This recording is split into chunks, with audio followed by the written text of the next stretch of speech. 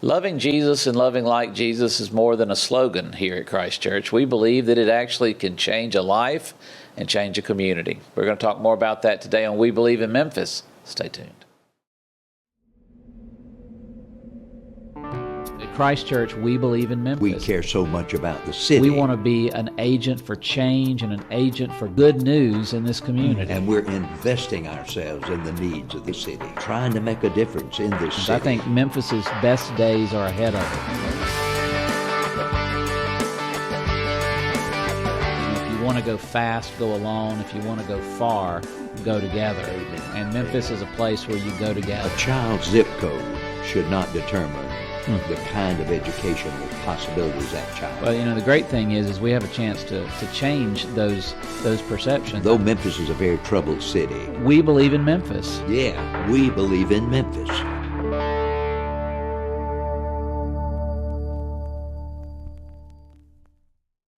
Welcome to We Believe in Memphis. I'm Shane Stanford. And I'm Maxie Dunham. And we're so glad that you've joined us today. This ministry is about the good stories that are happening in this city.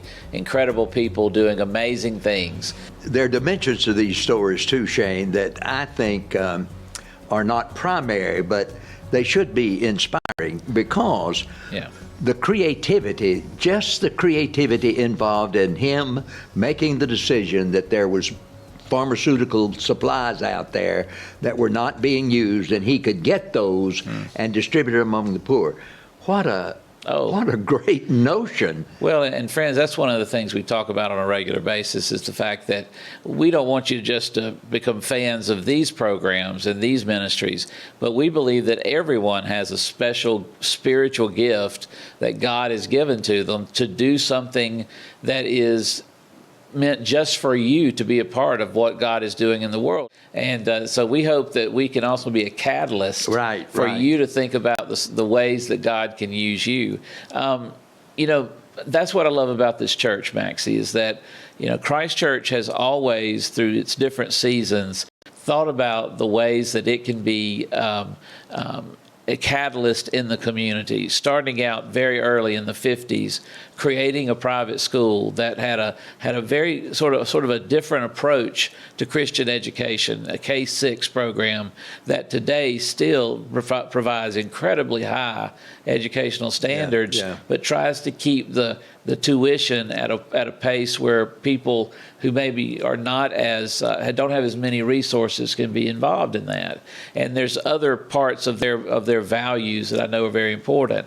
I remember this church was one of the first to have a Saturday night service. You were one of the first to launch a contemporary service, and that was way, way, way back in the old days, right after Dirt was named. No, I remember when that was hitting, and the importance of trying to do new styles of worship. Christ Church was on the cusp of that, but Christ Church has also been really good at tying itself to the needs of one part of the community, and that has been Binghamton. Talk about why Binghamton became such an important part of the life of the church, because that happened during your time as senior pastor. Well, it was one of the significant underserved areas of the city. It wasn't very far away from us. And so it was right at our doorstep. And if we're going to be observants of culture, and if we're going to be relevant to the people that we're called to serve, we just pay attention. And when we pay attention and respond, then the kinds of things that have happened since we began to labor in Binghamton. And the truth is, Shane, that we labored in Binghamton just paying attention to the needs that were there. And as we did that over a period of time, the special ministries that have evolved came into being. And those ministries are SOS, where they SOS and the community organization group, the development corporation. Group. That's right. Yeah, and and that's the way I think it always is. And back to the other issue, I think Christ Church has been creative, but they haven't been trendy. Yes. They haven't been creative just for creativity's sake. That's right. The first worship service of the congregation was in the theater. That's right, many years ago. It was in the theater not because we wanted to be trendy and have a service in the theater. It was in the theater because the theater was available and we had no place to meet. And was in the particular area where they was targeting. Right here where we were. Now, some churches think to go to the theater just because, you hear what I'm saying. I do. The same kind of thing happened with the Saturday night service. What we did was we observed the community and knew that there were thousands, not just hundreds. Yeah. There are thousands of people that can't go to worship on Sunday morning. That's right. Especially those connected with the medical services and that kind of Exactly. thing. And we decided that we needed to offer them an opportunity to worship because they didn't have that opportunity with us here at Christ Church. And as common as that is today, back in those days, it really was a major conversation to have to do that as a congregation. Exactly. And we felt that since we were meeting, hopefully, the needs of people that were not in the church, then a more contemporary expression would be more meaningful. And so those were the combinations. Well, and along with the Development Corporation several years ago, about 12 years ago now, we launched Cornerstone School. And that's where this ministry came from, was seeing a need in the community where we could make a difference, where we could provide a service to those nonprofits, to those ministries that couldn't afford to do media ministry but could have their story told. Every once in a while, we like to take a break and tell you more about what's happening here at Christ Church. And so today we're very excited that our guest will be someone who's not only a good friend but has been a wonderful leader, and that's Randy Wade, who is the chair of our church council. So you don't want to miss this conversation. We'll be back in just a second. This is We Believe in Memphis. Stay tuned.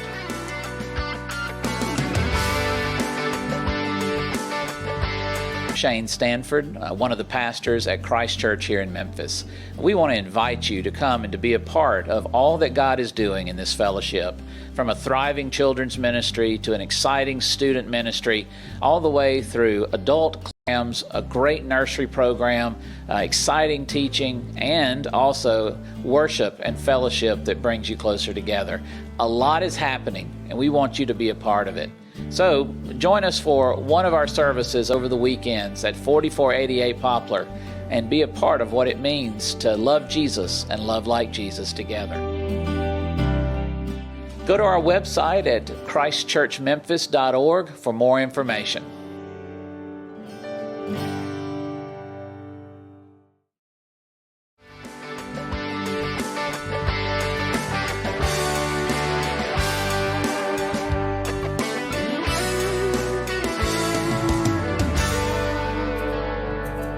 Welcome back to We Believe in Memphis. I'm Shane Stanford. And I'm Maxie Dunham. And we want you to go to our website, webelieveinmemphis.org. We'll tell you the story of this ministry. We'll let you know a little bit more about the broader ministry of Christ Church Global, how we are involved with Asbury Seminary, with Christ Academy, You Matter, so many ways that we're trying to get the message of the good news out. We're also on radio every Sunday morning, starting at 11 o'clock with our You Matter, and then at 11:30 we do a radio version of We Believe on WHBQ. And so go to both their FM and AM stations, and you'll be able to hear the good news that we're sharing for this community. And of course, as we talk about each day around here, we do ministry for the greater purpose of making a difference in someone's life. Our widget, as we like to say around here as a staff, is a transformed life. That's what we do. And on our website is a link called A New Start in Life.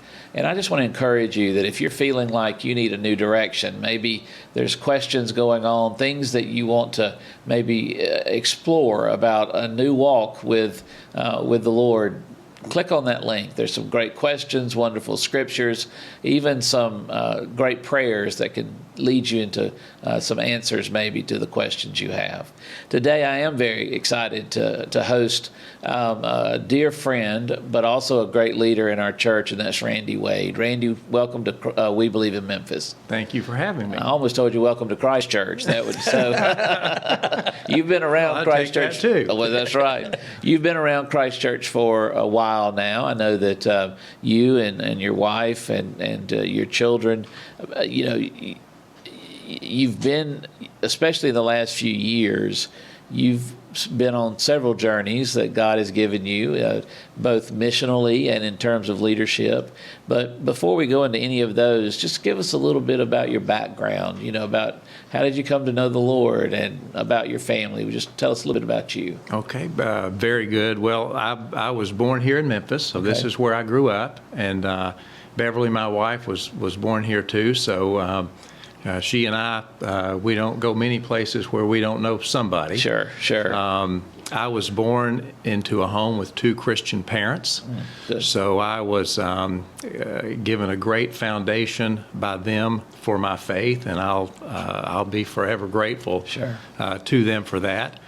I became a Christian when I was 10, and so that's when I committed my life to Christ. And I think, like many Christians, if I look back on my journey, there's been meandering along the way. There's been times in my life when I felt much closer to the Lord than others, and then there's been times when I felt like I was right in there. But I guess when I look back at my journey from a big picture level, what I've enjoyed as an adult is just the ability to know God deeper. When you grow up like I did, and you know all the Bible stories and you know all the characters, then you grow up knowing about God, but you don't grow up knowing Him. And it's not until you become an adult and you realize, Jesus came, and He came to save the world, and He came to die for our sins, but He also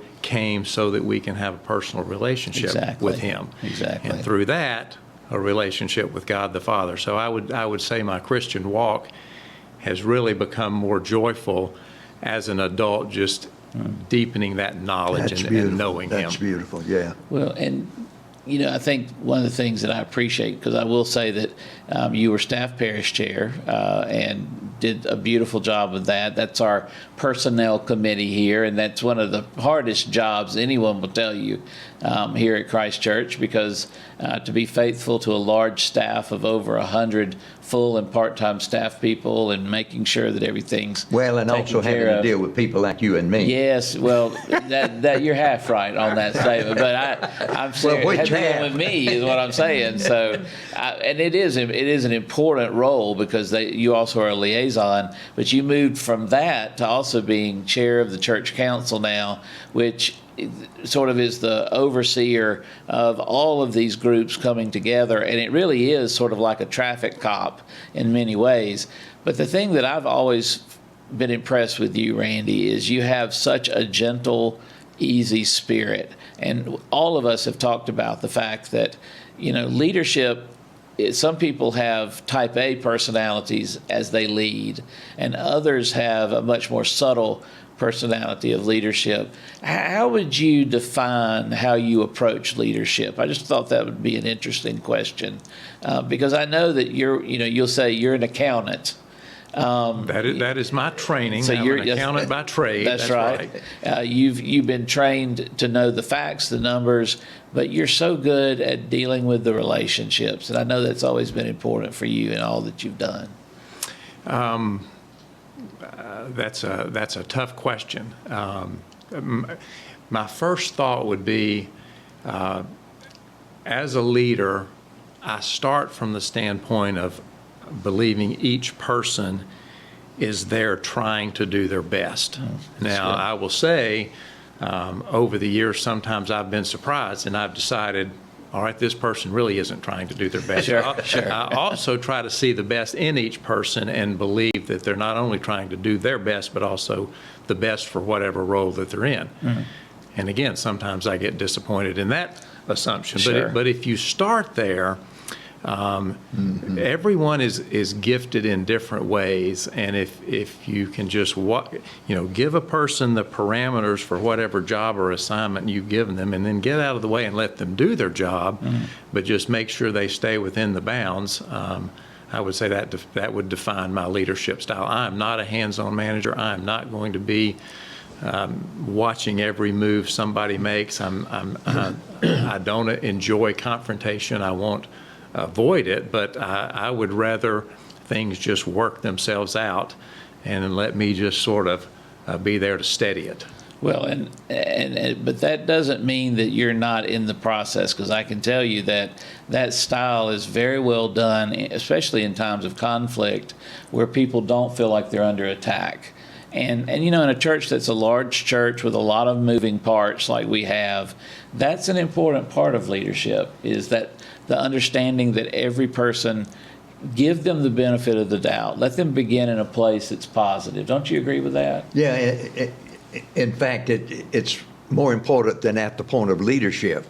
It really is a basic principle of relationship in life, because nothing is more important to any person than to be respected for who they are. Sure. And valued for who they are, whether they're your employee or your friend.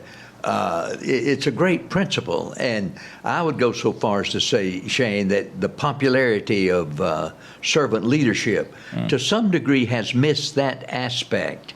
They've defined servant leadership no more in terms of doing unselfishly. But servant leadership has to include relationship with the persons that we're working or that we're living with, that we're trying to be a part of their organization or they be a part of ours.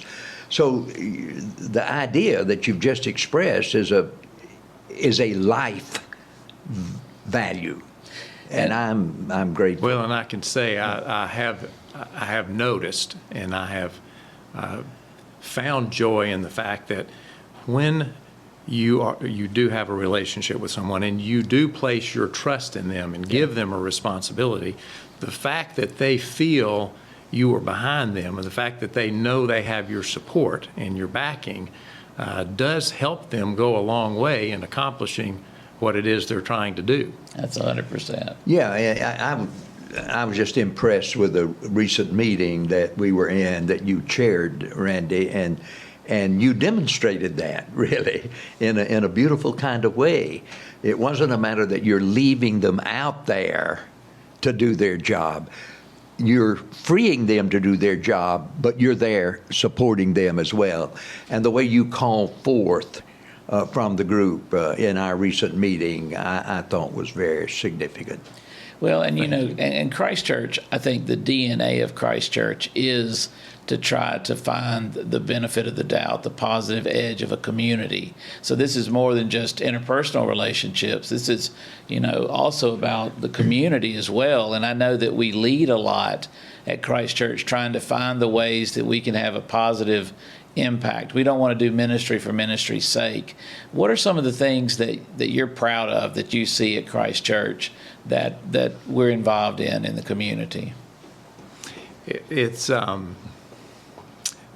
what's inspiring is, I think every church, if they follow the Acts model of a church, they're going to take care of their own. They're going to take care of the members of the church. Sure. But Christ Church not only does that, but they're also looking outside of the four walls and serving the city where we're based. We're going outside the city and serving our country. Sure. We're even going outside the country and serving internationally. So you do not have to look far at Christ Church to find we're really serving everywhere, not just internally. Well, and you and Bev recently went to Mexico, and that was a powerful experience for you. Tell us a little bit about that witness for you. This was a couple of years ago, and We had always wanted to go on a mission trip for one reason or another. Things hadn't worked out, but everything lined up at this time. Our girls were old enough, they were out of the house, so we could not go as a family. So just Beverly and I went by ourselves. And didn't really know what to expect, but the mission trip was to build a house in Mexico for a family who needed one. Yeah. And the family had been chosen by the church down there. And so so we went, and I really didn't know what to expect. I tend to be fairly task-oriented, so I think of, as I do different things, I'm putting on that hat. I'm putting on my hat to be a husband sometimes. Then I may be putting on my parent hat, or I may be putting on my hat to be on the church council with you. So I kind of felt like, oh, okay, I'm just putting on my ministry mission hat. Sure, sure. I understand those hats. That's good. Good metaphor. I'll share with you, if you've got a couple of minutes, just kind of how my perspective changed on ministry. Sure, that's perfect. On that trip. I remember flying over there, and since I'm a numbers person, I started thinking about just the group, and we're going, and I knew that the cost of a house down there was $5,000. That's what the materials cost. So I thought, okay, there's 22, 24 of us going. We're each spending about $1,500 to go on this trip by the time you take airfare, hotel on the front end, the back end, little food, shared transportation costs. That's about what it was. So I thought, okay, we're building 2 houses. That means there's 10 to 12 people per team. So 10 people times $1,500, that's $15,000. 12 people times $1,500, $18,000. So if you take $15,000 to $18,000 plus the $5,000 cost of materials, it's costing us $20,000 or $25,000 to give this family a house. I thought, okay, now I know the number. Well, as we got down there and we began putting the house up, I learned a little more about the community where we were, and I realized that wages there aren't quite what they are here. Sure. So I learned what an average worker in a factory made. I learned what construction workers made, and it didn't take me long to figure out that this house could have been put up with local labor for about $5,000 easy. So my mind immediately said, well, we're not being very smart here. We're spending $20,000 to $25,000 when if we just shipped the house and paid the local people $5,000, we could have given this house to these people for $10,000. So we've kind of lost some money here in the middle. But here's what I learned as the week went on. I saw things that Beverly and I gained, and this is, I'm sharing this with you related to this trip, but this would be true of any missional effort, whether it's local, wherever it might be. I'll share with you what I gained, but I'll also share with you what that family gained. So I began to feel as the week went on that I was just right where God wanted me to be.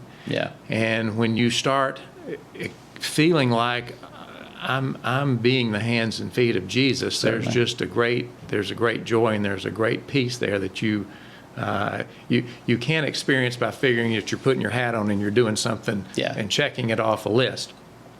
The other thing I gained, and it's hard to monetize what God is doing in those times and places at the same time. Yes, you'll see by the time I finish. I'll say these were priceless gifts.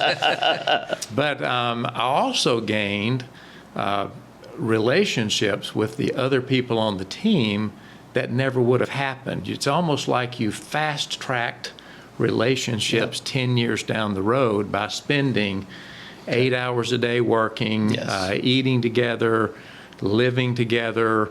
You can't get that with someone with a 3 or 4 minute conversation once a week on how's your week going, how are things at work. So I came back with 20 new relationships I never would have had, which is priceless. I got to see some families go through this same experience, and I realized what they were passing on to their children was a legacy of the value and the gift of just being the hands and feet of Jesus. So I began to realize you can't put a price tag on that. Then I started seeing things from this family's point of view. If they had been given that house, a $5,000 house, and handed the keys, they would have been grateful, and they would have loved that house. But what happened instead is this house became I watched it become precious to them. They were part of the team that built it. They watched these people, us, and they knew we had left our jobs. They knew we gave up our responsibilities for a week to come and do this, and they knew we were doing it in the name of Christ. And to feel the love being poured out on you is something that you could tell it overwhelmed them. They really were not sure how to react. So they watched this house get built with notes to them written inside the walls, scriptures written inside the walls. They knew this house was built. The key ceremony on Thursday. Exactly. This house was meant to be their foundation to build their house and their family to honor God. And I remember at the end, one of the little boys, there was an 8-year-old boy, and he goes, I don't know how to thank you. This was in Spanish. I don't know how to thank you. We never could have done what you've done for us. I know I'll never forget you. And when I grow up, I want to be just like you. Wow. So there's a lifetime impact to that family, which means an eternal impact. And just from the effort. So I say all that to say this was priceless. My $25,000 was way short in terms of what it was worth. Well, and friends, in just our last minute or so, the description is perfect for what Randy has talked about, because on that particular mission trip, we're still in touch with those families years, even the first family that we built, which was 9 years ago, the first home, that we're still in contact with those families, building relationships, and to see how many of those families have now, because they also are partnered with a congregation that we partner with, they're now involved in church, they're involved in their own missional connections to the community. We got to play a part in what God was doing there, and it is so much more than anything we could do or give, and that's what Randy's talked about. And that really is the central, I think, focus of a place like Christ Church. That's why we do this ministry, is to give back, so that those who have a message or have a ministry that we can share with this community, and however it may be, 20,000 people may be watching, to hear the story of the Good Shepherd, or to hear the story of Stack's music program, and to see what things really do matter in a person's daily walk, and how those simple things can change a life. There's nothing sweeter. Randy, thank you so much for being the leader in this season at Christ Church, and thank the other leaders for us for their continued support, please. I do. I thank everyone that I serve with. It's we have just a wonderful group of people to work with. It makes my job easy, and I thank all of you for your sacrifice and just for the commitment you've made to serve our Lord. Well, and friends, these men and women who have invested themselves, they do believe in Memphis, and they believe in the God who certainly believes in you and has loved you and given his son for you. So what a precious gift that is. For Randy Wade and for Maxie Dunham, I'm Shane Stanford. Go into the world and be salt and light. Remember, you matter. God bless you.